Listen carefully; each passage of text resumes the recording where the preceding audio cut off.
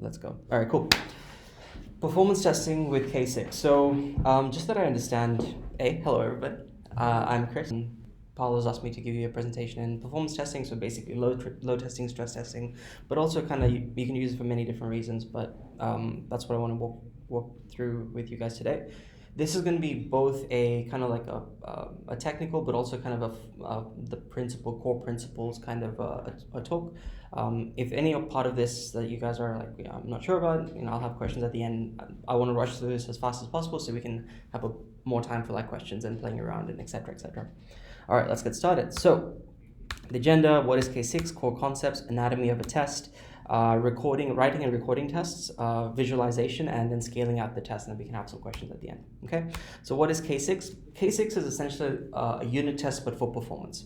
So you know how we write unit tests today, test and functionality. This is exactly the same principle and paradigm that you use for writing unit tests, except doing it for performance or load testing. And I'll show you what in a minute. But the main things that K6 promises is that it's modern. Basically, it uses your modern languages such as JavaScript, Golang. So the interface is very familiar for people writing Jest unit tests or writing Golang tests and stuff. It's pretty flexible in the sense that while it's primarily meant to be used for load testing, so that's stress testing a system, you could also just use it for like validating a user story, because you could actually, you're hitting an API and expecting a response. So you can actually validate the response to make sure it's the response you want. And that way you're actually doing an API test, right? So it's pretty flexible in how you use it, and it's pretty user-friendly because it has a really nice CLI experience that's really easy to use, and it's very well documented. So would definitely recommend you check out their website and go through it and have a play. So I want to talk to you about some core concepts. So first one is like, what is a test? Then what are virtual users? There are a couple of types of tests. I'll go through a few. The type of metrics that you're trying to look for and you can get. What are checks and thresholds? Runtime and functions, like how does a test run? Okay, what is a test? This is an example of a test. Quite literally, it is as simple as saying, hey, from K6 import the HTTP and then hit this website. I want you to hit test impacted thing and then sleep for 3 seconds. This is as simple as a test gets. It's not very complicated. And so obviously it's a simple test, but to show you this could be a test that you can deploy, and then you can have it stress test that particular website by having many people hit that simultaneously and stress it across multiple regions, etc. All right, what are virtual users? Now, this is something that you'll hear a lot in the concept in K6 anyway. A virtual user is essentially, it's an entity that executes a test and it makes a response. One entity, right? They simulate like a user session. They are run concurrently. So if you have 10 virtual users, you're running 10 people concurrently hitting and running your test. And each virtual user repeats the test for the duration of the test. So if you say you want one cycle, they'll just do the test once. If you say keep doing as many as you can for 10 seconds, it will just keep repeating the main test cycle for 10 seconds, as many as it can do in that until the test is over. So if you wanted to test anything like a user journey, or if you wanted to test like a web app, website, or an API endpoint in a specific order, you should think of a virtual user. So if you write that test, you can write that test to go, do this first, then do this, then do this, then do this, then do this, and then finish. That is actually one user going through and doing that, then that, then that, and that, and then do this in parallel, and then do this and do this, and end. That simulates one session. Right, so essentially, and then if the same virtual user does the same thing again and again, it keeps the connection alive from a previous. It's as if a user logged into your site and kept pressing refresh 100 times, and kept going from there. How many virtual users should you use? This is a simple formula to calculate how many virtual users you might want to use, or if you want to simulate your real system. So for example, the number of hourly sessions you have at any point in time, times like how long each session is in its duration in seconds, and then divide that by 3600. So let's say if you have, I don't know, 10,000 sessions at peak, or that's not a lot actually, but if you have like 10,000 sessions in an hour, you multiply that by how long each session is. So it might be a 10-second session. That means a person just logs in, does the thing, gets the thing going, right? Pretty simple. That's an API call. Might not take 10 sessions. Usually it's much less than that. You will find that it's actually very easy to overestimate how many virtual users you need, but you don't really need that many because, firstly, obviously the times that you use for how many you want to use different times to simulate different users. So the number of requests that you have, you might want to simulate regular traffic, peak traffic, or even just stress tests. That's way more than what you normally use. But it's very easy to overestimate how many users you actually need. So when I do something like this, I don't think I can actually, can I? So if I say I have 10,000 users per session, and then if I multiply that by each session taking 10 seconds and divide that by 3,600, if I wanted to simulate 10,000 sessions in an hour, that each session lasts 10 seconds, I only need 27 virtual users. That's very little. You might actually have order of magnitudes more than that. So your sessions might be longer. And because you're doing multiple things in that one test, and you might have way more users jumping on at any point in time. So this actually gives you an idea of how many virtual users you need. Just to give you an example. All right, so now the next thing, the type of test that you got. I want to go quickly. All right, there are a couple of tests. First one's a baseline. This is your standard normal test. What it does is, in K6, there's a concept of stages and ramping. So this basically says, hey, for the duration of 1 minute, go from 0 virtual users and ramp up to 10 virtual users. Then for the duration of 10 minutes, go from just stay at 10 virtual users. And then for the duration of 1 minute, go back down to 0. So this is your standard baseline test, right? So this is actually something you can run locally on your machine.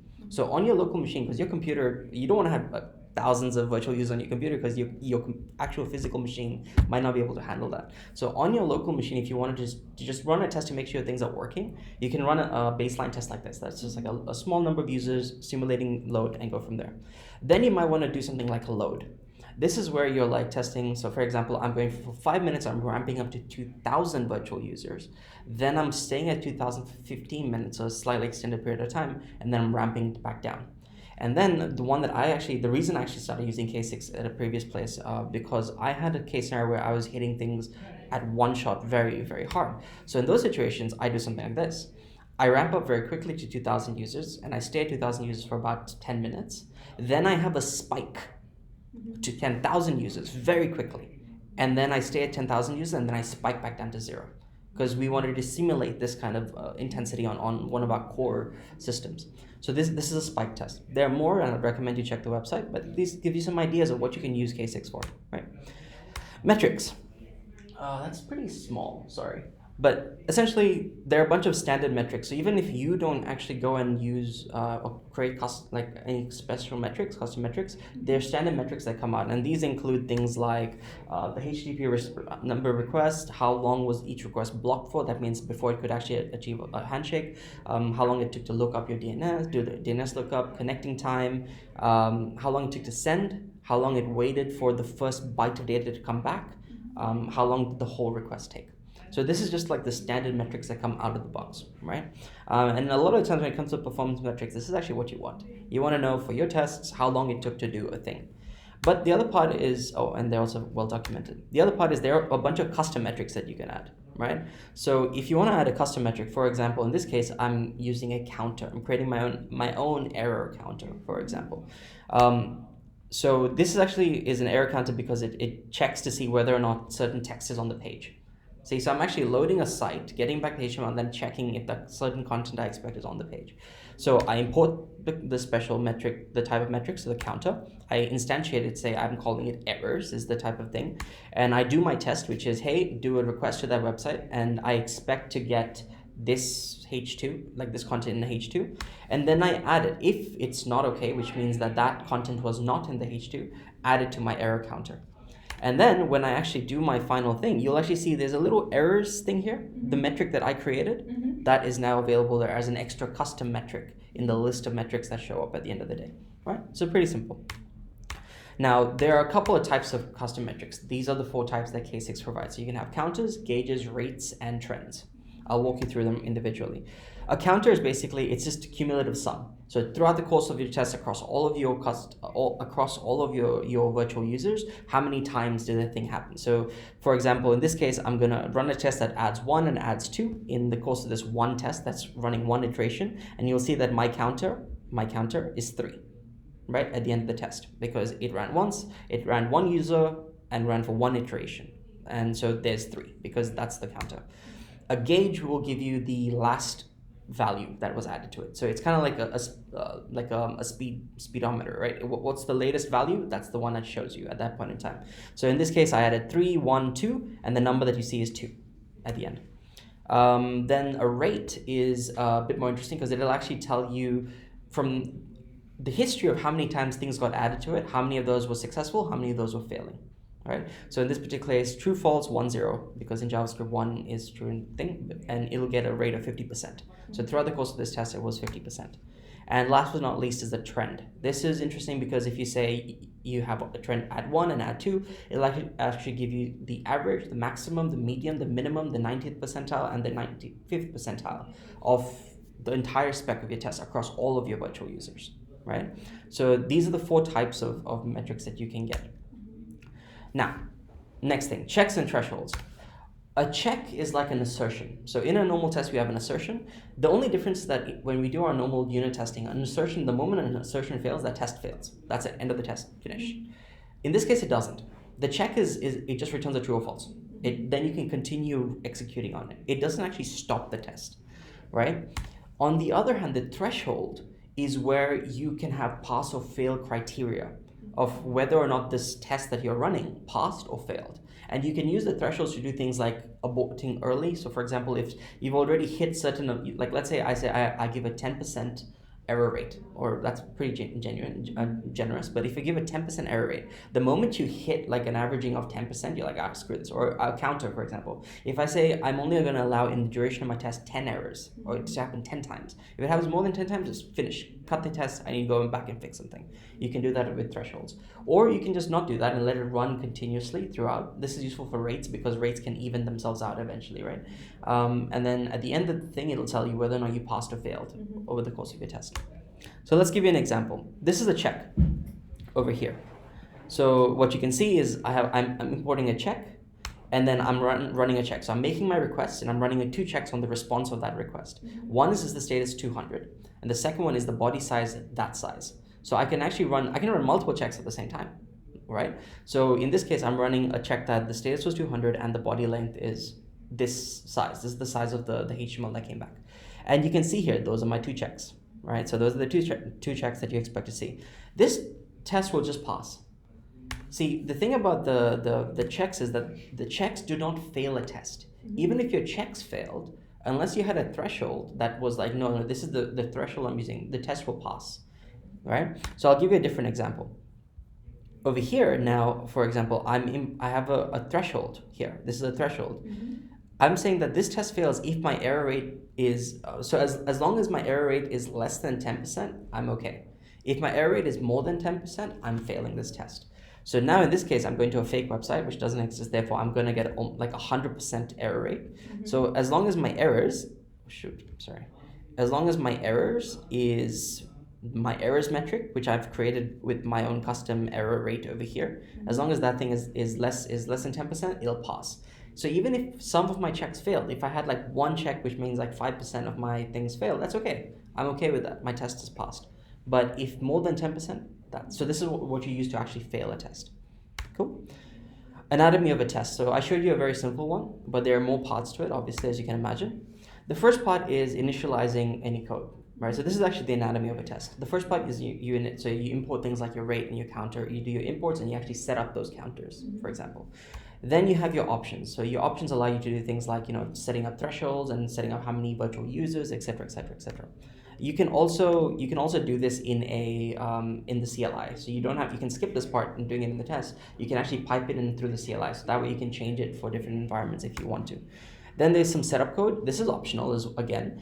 This is like if you had a test that wanted to create a user and then you wanted to use that created user throughout the life cycle of your test. This is for one virtual user, by the way. So this gets run at the beginning. So you can create a bunch of users and then that will get used for the rest of the test for that particular virtual user. This is the part that actually gets rerun like a gajillion times. So this is the part where one virtual user will come in, pick it up, run it, and then as soon as they're done, go back to the beginning, run it again, and again. And at the end, if you want to delete those users that you just created, you would use a teardown. All right, so the rest are options. The only thing that's actually mandatory is that default function, the one over here. The default function is the most important. All right, writing and running a test. So let's actually write one. So in this particular case, I actually did write a test. So here is a very simple test. Okay, so here's a very simple test, which is all it's doing is hitting a website. I've simulated failure by basically saying that there's a 90% chance that I'm going to get a 200, and then otherwise I'll get a 500. And then depending on that, it's going to hit this test website, which will actually give me a status code of 200 or 500, depending on what status code I'm going to use. Now, how do you run this on your local machine? I would probably say the easiest way to run it is to use their Docker file. So they have actually provided a Docker file that actually has K6 already installed in it. So just load that Docker file, and you can ignore this line for now, but this is just my cloud login if I wanted to use their cloud service. But for the sake of this test, you can just use that Docker file, and then basically I've created a compose, which basically you can just run that Docker file directly. I'm mounting the scripts directly in the Docker file. So I can come along here and say docker compose run k6, which is this image over here, and I'm just going to say run scripts test. I think it was called 01. Let me just make sure. So yeah, 01. So 01 simple dot test.js. Okay, so it's actually now running that, and as you can see, it's running the test. The test basically says it's got no threshold right now, so I've commented that out. All it's saying is for a duration of 15 seconds with 10 virtual users, as you can see here, just run this test, which is basically hitting this endpoint and running. So here you can see that I had a 87% pass rate on this check of mine, but my test actually passed because there were no thresholds. So even though I had an 87% pass rate, which technically is a failure, according to what I would have wanted, because I said 10% and this is like 13% error rate. You can see here that I've got like errors. You can see I've got 13%, but my test has passed. So now what I'm going to do is I'm actually going to add my error check to make sure that my error rate is less than 0.1, for example. Let's say, my errors are less than 10. So I want less than 10 errors. So in this case, I would have actually passed because I had 9 errors as opposed to before. But I'm going to make it fail. I'm going to say less than 5, and I've got a 90%. So most likely it's going to fail. By the way, it did 60 iterations. So with 10 users for 15 seconds, it ran this test 60 times. And all this test does is goes to this website and then sleeps for 2 seconds. Go to the website, sleep for 2 seconds. Go to the website, sleep for 2 seconds, right? So in this particular case, so it passed because I actually got 3. I'm using a random generator. Surprise. But you can see this little tick over here that shows that, yep, cool, your actual test passed. Even though some of them, you had 4 of them that failed, your actual test has passed in general, right? And in other cases, if I was to actually go and say something like, I don't know, 1, I'm hoping that I will laugh if this actually passes. Like, come on, random generator. Come on, don't play with me. I should just shorten the time, but that's okay. We can wait for another 8 seconds. But this is the basic anatomy of a test. I'm running this on my local machine. You can see the details. Oh, that doesn't seem right at all. Am I doing something wrong? Am I meant to use a count? Oh, I forgot. Each and every one of these have their own metric of what is allowed, what are the parameters allowed. So I think a rate is meant to be a rate, a counter is meant to be a count. So I'm using a counter, but I was actually saying that the rate is meant to be less than 1, which doesn't make any sense, I guess. Let's see. I'm hoping that is true. Yay, there you go, success! So now my error count was 5, and I said that I expect my error count to be less than 1. And so therefore it actually errored out and exited with a failure. So if this was on your CI pipeline, your CI pipeline will fail at this point, going, hey, you failed your threshold, right? So cool. So there we go. This is a simple test, and what do I want? Yep, threshold, passing, failing. Cool, awesome. And in situations where you can have, I don't know, less than 10, for example, I'm just gonna make this test run really fast. So in like 5 seconds. Do what you can, boy. 2, 3, 4. Yep, cool. So in this case, 2 failed, but it's less than my 10, so therefore my CI pipeline would have passed, right? As you would have, as you'd hopefully expect. So that's looking pretty good. Okay, so I think we can jump back.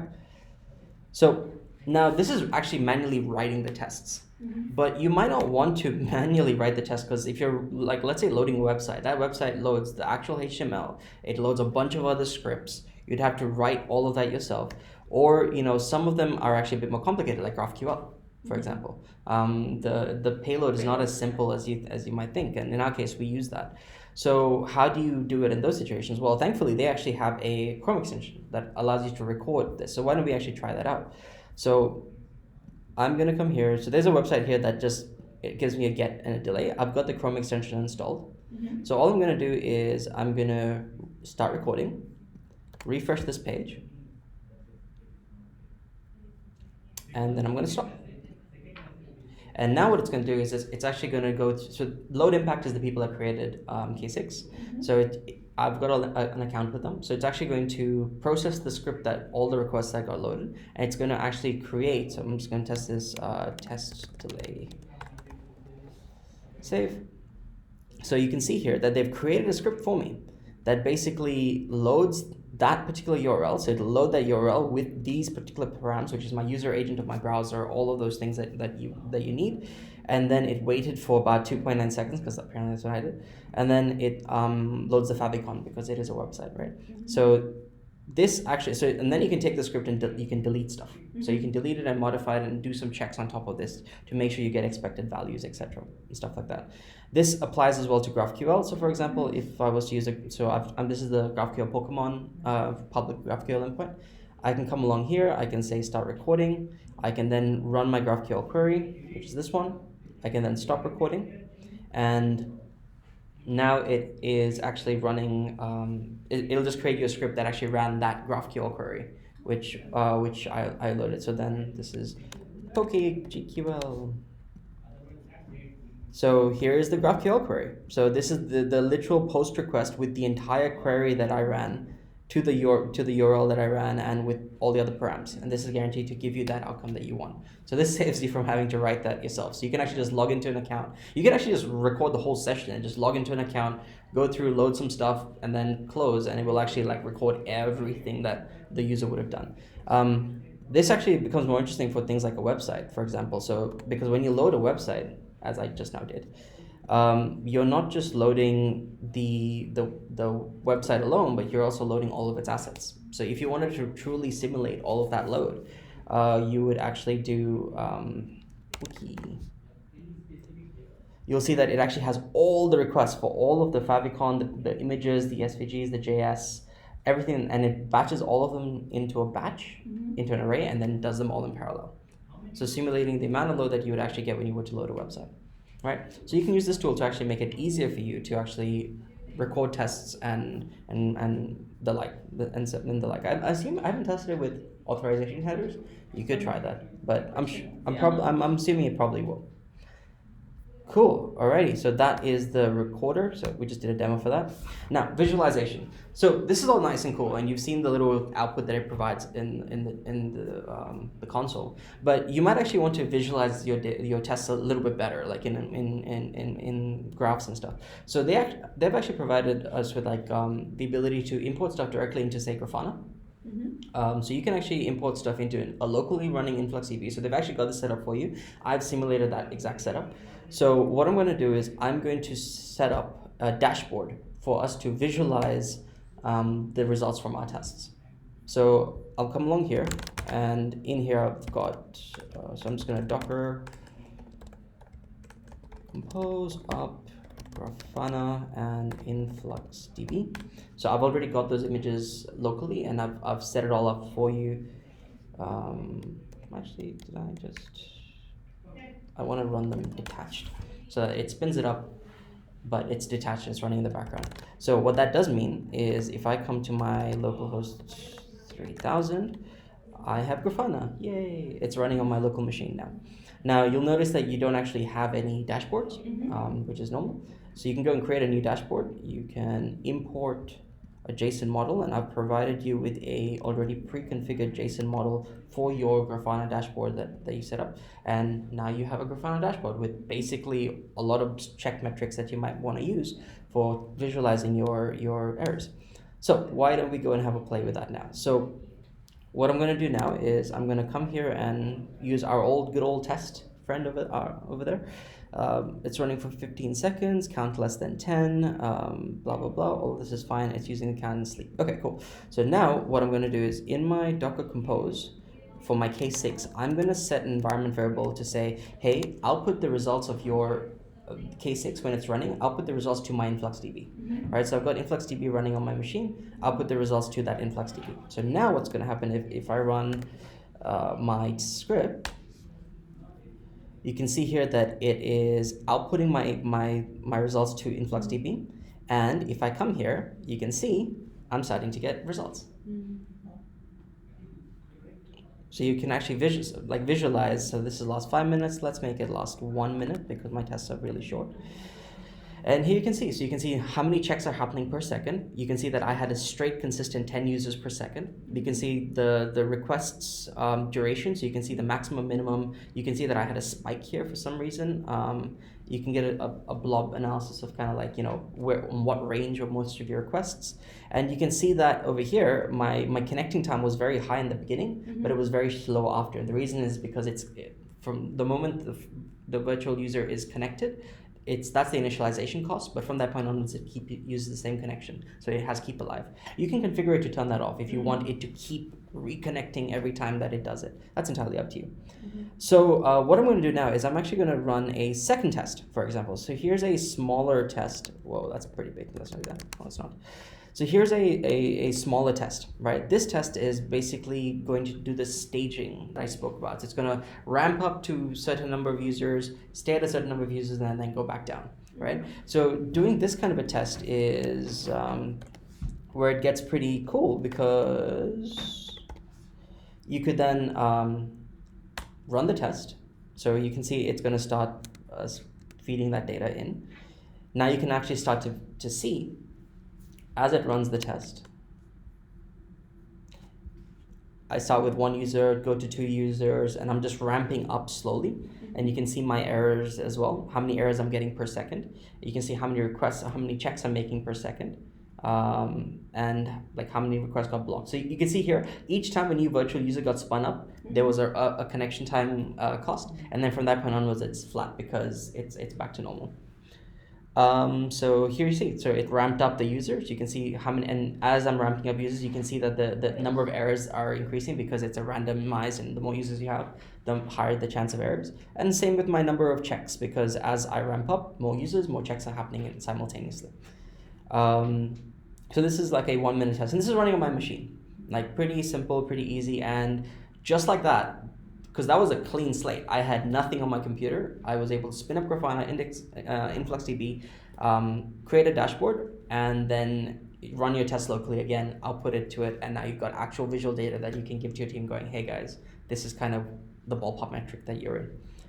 And you can see that I actually failed because I actually have less than my number of errors. My error rate, which is meant to be less than 10%, I believe.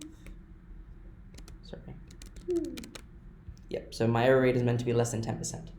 And in this case, I was close, so it's 0.9, so 90% chance of success, approximately. All right, cool, sounds good. So now you can see how we can visualize that data. So this is how you can actually visualize the test data. Now what about scaling? Now we've spoken at the range of like 5 virtual users, which is nothing, right? So what if I was to take this exact same test and try to run 50? So scale up to 50. 50 is not much, by the way. 50 is very little. But if I was to run this on my machine, while I can do that, it might be a bit difficult because I'm making requests from this computer. If my computer wasn't very powerful, I wouldn't be able to handle it.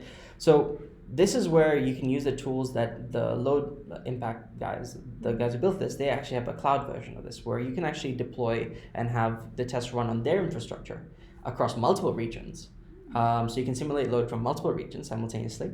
I won't go into all their setup for that, but I can just show you running this exact same test on their setup, and you can see the metrics from their end. So To do that, it's a simple, so instead of just running run, once you've logged in, so that's where my Docker container is already logged in, I can just run cloud instead. And then this, now remember our test is now running 50 users. I can just do that. And what it's going to do instead is it's going to upload my script. And then it's going to run it, so I can just click on that link. And it's basically uploaded the test to their environment. They're spinning up, like, so it's in Ashburn, so they've got a region in Ashburn. It's 50 virtual users. And you'll now be able to see that my test is running. And they've ramped up to 8 virtual users, ramped up to 28. I'm still waiting to get the data back from, like, the actual analytics from the test. There you can see it's starting to come in. So you can see how many requests per second are being made, what's the average response time. So you can see 68 requests per second. So you can see how many checks were successful, how many checks failed. You can see a graph on that. You can see a graph on the threshold. So if you wanted to see it, look, that's my error rate right now. I can see where my threshold's at, and I can see what the error rate that's coming out to be. I can see my checks. I can see how many failed, how many succeeded as I ramped up. And it's still in that phase right now. I can see how many requests succeeded. So the requests that were made to the 200 successful, the requests made to 500 were failures. But sometimes you might be making to the same request, and you'll get failures and successes intermingled together. And so then you can actually check out how many failed, how many people you had, and see here. So it ramped up that many users, and then it ramped back down, and you can actually see. So in general, this test actually passed because I was on average as good as my threshold. So on average, I was okay for my threshold, but I still did have quite a few failures and quite a few passes. And they're even warning you that, hey, look, you actually have quite a few HTTP failures. So while your test technically passed, you probably want to have a better test, which is true, right? You don't want to be having 450 HTTP failures on a test that ran 4,500 results. 4,500 requests were made. On their scaled infrastructure, right? So this is running it online. And you can also see the script that you ran. So this is the script that we wrote that's been uploaded to them and run on their computers. Cool. So this is actually how you can actually run this test at scale infrastructure. They can run 2,000, 10,000 virtual users, not a problem. So you can scale up way bigger on their infrastructure. We could probably do the same thing ourselves, but it might be quite difficult to set up all that tooling. Like, we could achieve the same kind of outcome ourselves too. Yes, so that's the thing. So naturally, you have to pay for their service if you want to use the cloud upload. But the rest of it, no. So we have our own influx and we have our own Grafana. So we could very well run the test in a container suite of our own and then feed the data into our influx and then have it show up in our Grafana, which is what I did locally, and that's all free because K6 is open source in that regard. Cool. So this entire setup for you guys to play around with. So if you want to spin up your own, write your own tests, spin up your own the visualization and everything else, I'll put a GitHub repo with all of this and then steps on how to get set up. So it's super easy. Go ahead and play around with it. Everything that I just showed you. Yeah. So let's go through some questions. What do you guys think? It's great. Yeah. Pretty easy. Have you guys done a performance testing, load testing before? Yeah, so was the content helpful? Like, is this kind of what you guys were hoping for, the concepts plus like a demo of how you can do it? Yes. Yeah? Yes. Okay, cool, awesome. I wasn't quite sure like how much. I was like, yeah, I'll go mid. Yeah. Any questions? So can we add more metrics? How many metrics if you want? As many as you want. So there are 4 types, but you can have like as many metrics throughout your test as you like. So you can have gauges. You can, like, if you're testing different things, if you feel like certain requests can hang, for example, like maybe remember how I spoke about spike tests, where you can actually have it like it's fine under load, but then all of a sudden when you slam it, you can actually see that your actual rate of failure just rises drastically, right? So while your overall test seems okay, because you have such a nice visualization, you can actually see that while my rate is technically okay for the rest of my test, in this particular segment, it fails way too much, right? And you could actually say that's the segment you care about the most, right? So and that's the kind of error, like metrics you can start gathering. for example. So you can have custom metrics that just gathers on when this is the load or this is the setup, kind of stuff like that. Yeah. Yeah. Did you find any of the tests being so flaky? Like when you run it for the first time, it passed, and after a few minutes or so, it can't get failed. No, fortunately, because this is not like a UI test. Yeah. Like the thing I hate about UI tests is that they're so flaky. Like somebody moves a pixel or something got rendered in a slightly different way, and your whole test is going kazam. You're not even sure what went wrong. This is APIs, so it's a lot more stable in that regard. Like it's actually hitting APIs, so you're simulating what a user would do in terms of network traffic. Because it's not really a user test in terms of, user click this and user click that, and that's not the test. It's literally network response based test. So the user sends this, the user gets this back, the user sends this, the user gets this back, and then testing that on the load. Yeah. So you could actually do this test as one virtual user and just test a flow. So that's a very fast test. It's a one iteration, one user, test the flow. Right, and that actually becomes a user story test. And then you can actually then do a test like this, which becomes like 10,000 users hitting a thing, the same thing if you want, or lots of things, up to you. Yeah. Is this limited to HTTP or you can do it on streams and stuff? Yep, they support WebSockets as well. So you can actually do like stream-based connections and polling and returning, yes. So they support it and it's in the docs. So I would recommend you check it out. Okay. This was like the skim of what they're capable of doing. Yeah. Cool. We covered everything? And sorry, and one more thing, the API endpoint that you would gonna hit. So when you want to test it with a lot of users, obviously you can't host it on your local also, right? So you need a good environment for you to like hammer it with 10,000 or 50,000 users at a time. Yeah. So what you could do, right, is you could easily spin up 40 containers. So I was thinking something along the lines of like a Fargate job that will just spin up tons of containers, run this, test, feed all the data back into the same influx CP and then kill it. Okay. If you were to run it in our own. Okay. Right? So if you were to run it in our own infrastructure, you could totally do that. Okay. So each test will run say 50 users, spin up 1,000 containers.